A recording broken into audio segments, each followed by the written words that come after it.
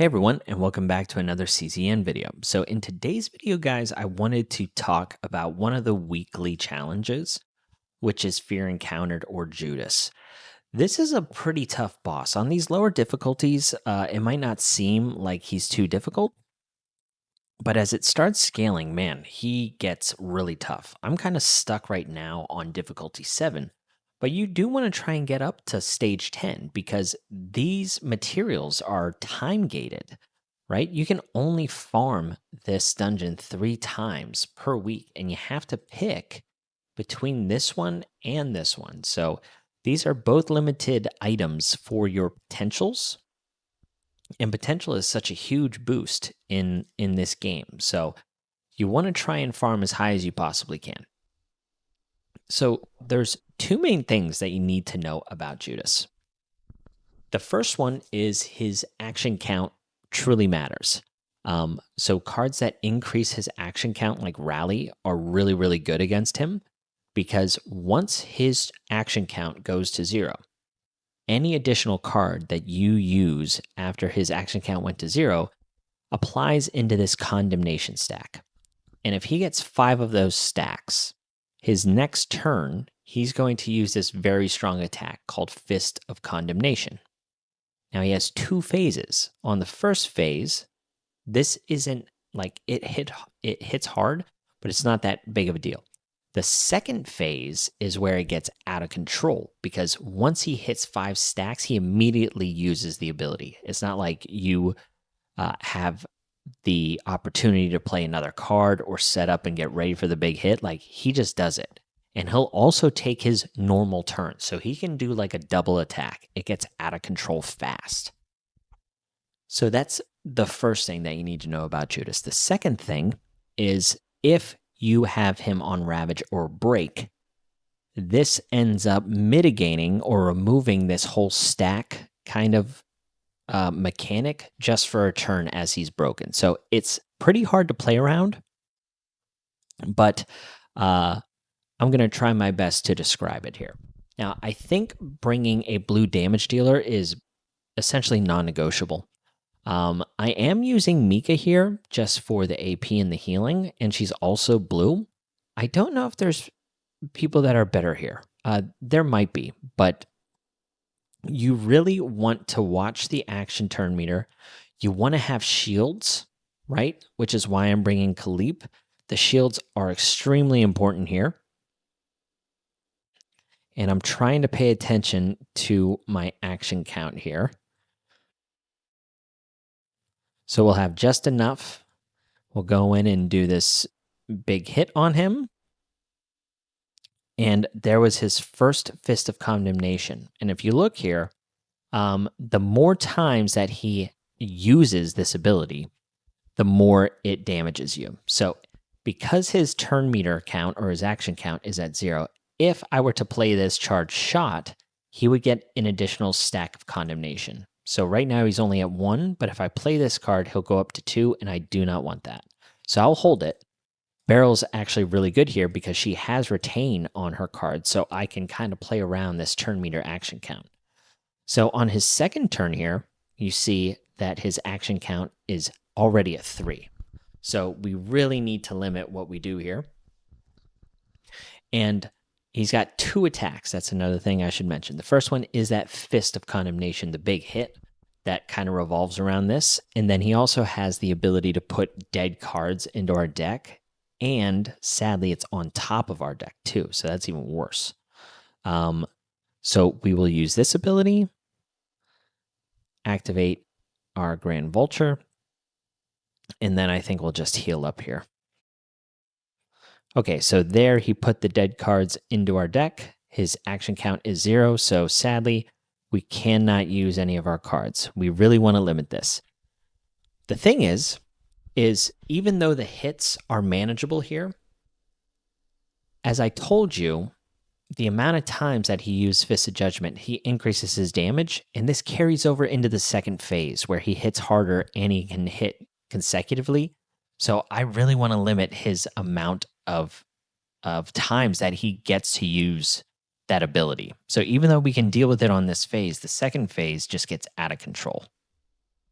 So what these do is they give him a shield, which is quite big, and then you exhaust this, get it out of your deck, and you get to draw another card. Now, a lot of times this is necessary, and then a lot of times you kind of just have to bite the bullet and keep it in there.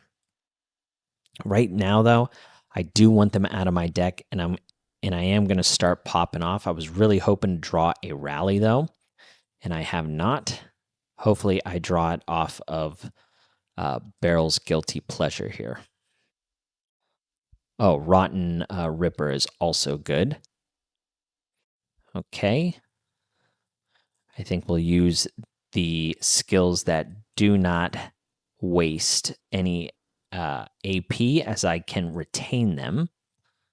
So let's just make a big shield here and take this hit, and then we'll use these 2 damage dealing abilities next turn. Now, another thing to note is counterattacking, as you saw there, does not increase the action count. So this is another one that you can certainly specialize in. So my cat's making a guest appearance. What we're going to do here is, because we're using a water damage dealer, we have the ability to break, possibly. So I think we're going to start using our skills here, our bigger damaging abilities, and we are going to break him. So that means we're going to be able to do, a couple more attacks outside of the action turn meter count. I think we're going to try and kill this guy just as fast as we possibly can. We're going to put another Vulture Ejection in. Discarding a lot of cards. There's his other fist. Okay, hand-to-hand combat. Let's do this again. Just get another Vulture Ejection off. So he's at 5 stacks here.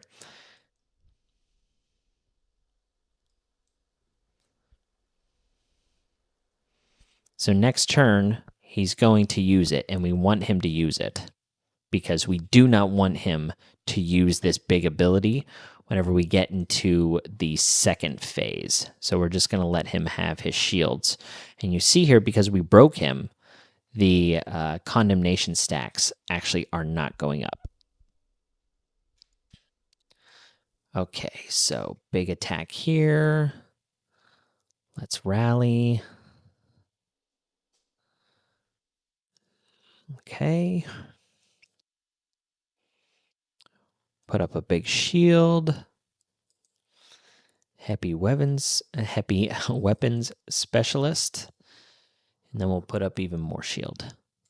Okay, so there's the fist, and now his stacks are gone, which is what we want. Now we want to really try and kill him here, which is going to get the job done, which is nice. But you see here, this bar is going to go down drastically.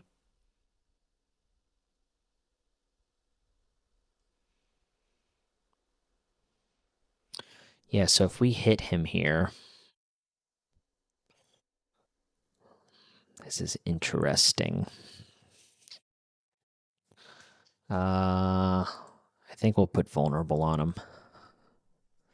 So here is the scary stage. Okay, so in 3 turns, he's going to do a pretty big attack on us. So let's get this free hit in, I guess. And then here comes the big damage. So the Lord's Revelation, that's his big attack here. Now, every turn, he gains one of those stacks, regardless, on the second stage. So we only have 2 attacks here. I think we're probably just going to heal and then heal again. And then he's going to give us those crappy cards that we don't want, which is fine. Okay.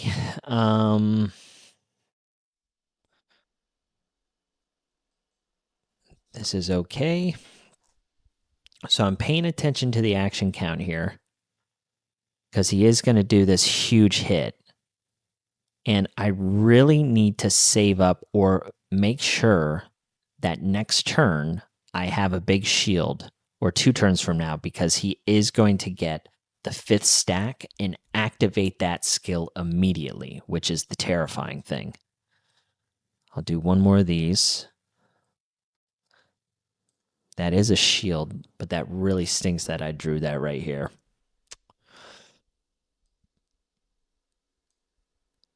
I guess I might as well. Do I want to do this and just give him more shield to get it out of my deck? I think I do. Okay. Okay, so now this next turn, okay, perfect. I really needed to draw this. So we are going to stack up our shields because this skill is going to hurt. And he gets 2 attacks, basically. So I am just stacking up my shields. We'll get even more shields from the Vulture Ejection. Because you'll see here, the double hit is just like, it's brutal. More shield, I guess. Lord's Revelation, okay. And then he goes up to 5 stacks. And then he does it again. Look at that. That's so nuts. All right, and now we'll have like 1 turn. I guess we'll put this up. And then we'll draw 1 more retain card. And then next turn we'll just go off. Okay. Here we go.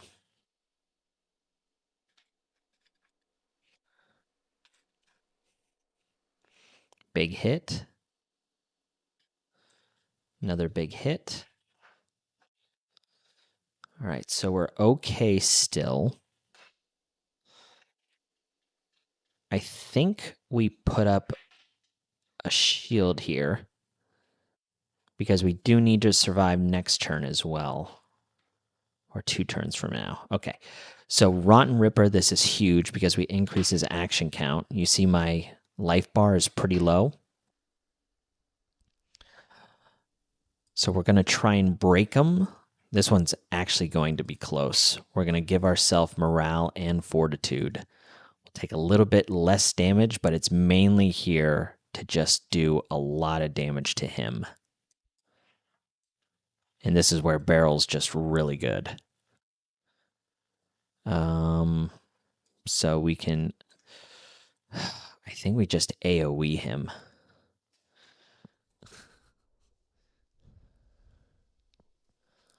Just maximize our damage. All right, so shield broken. Another big hit. Here we end up breaking him, which is actually really big. Because now he won't gain those stacks. So here's the big hit. Yep. Okay, now, because he was broken, these stacks shouldn't build up. Shouldn't. That's the way that it's written, but we'll see. So that has retain. Let's put vulnerable on him.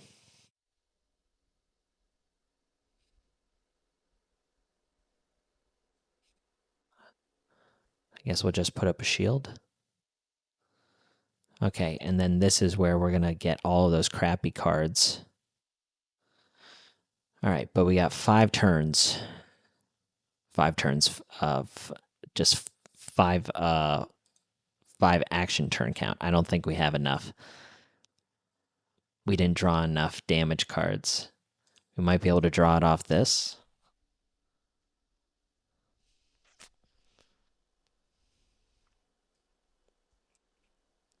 I think I just missed.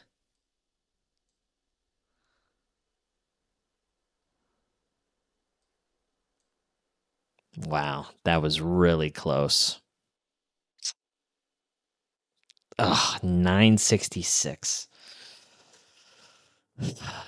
It was the double hitter, and I had to kill him here because even if I survived this hit, he's going to do 2 hits in a row. But man. So yeah, that's kind of like a walkthrough.